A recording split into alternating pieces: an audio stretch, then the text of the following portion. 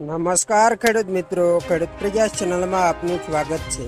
આજે તારીખ 9 માર્ચ 2024 સવારના મહત્વના હવામાન સમાચાર ચેનલમાં નવા આવતો સબસ્ક્રાઇબ કરી લેજો।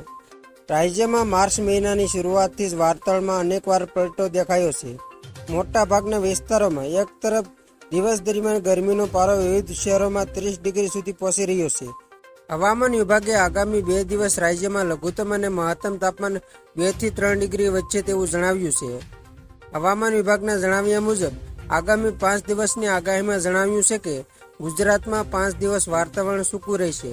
હાલ રાજ્યમાં બેવડી ઋતુનો અનુભવ થઈ રહ્યો છે।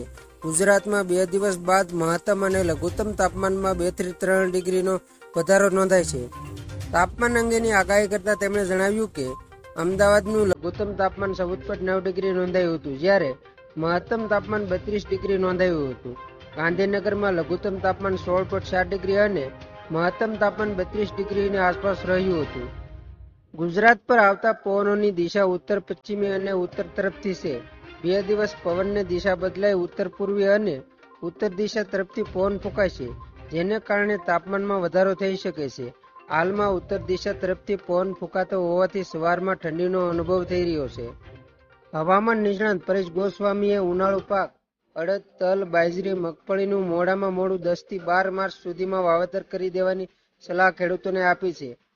આ સાથે તેમણે કમોસમી વરસાદ અંગે જણાવ્યું છે કે માવઠા બાદ જે ઠંડક થઈ ગઈ છે તેમાં ફેરફારો થશે અને આજથી તાપમાનમાં રોજે રોજ વધારો થતો રહેશે।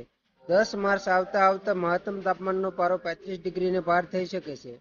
એટલે કે હવે આપણે ધીમે ધીમે ઉનાળા તરફ જઈ રહ્યા છીએ। આમ ઠંડીના માહોલથી છુટકારો મળશે।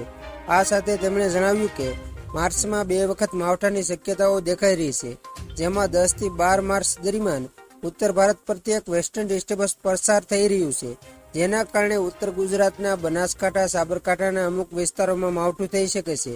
આ સાથે કચ્છના ભાગોમાં પણ માવઠું થઈ શકે છે। તો ખેડૂત મિત્રો, આ હતા સવારના મહત્વના હવામાન સમાચાર। ફરી વખત મળીશું નવી અપડેટ સાથે। ત્યાં સુધી જોતા રહેજો ખેડૂત પ્રયાસ યુટ્યુબ ચેનલ।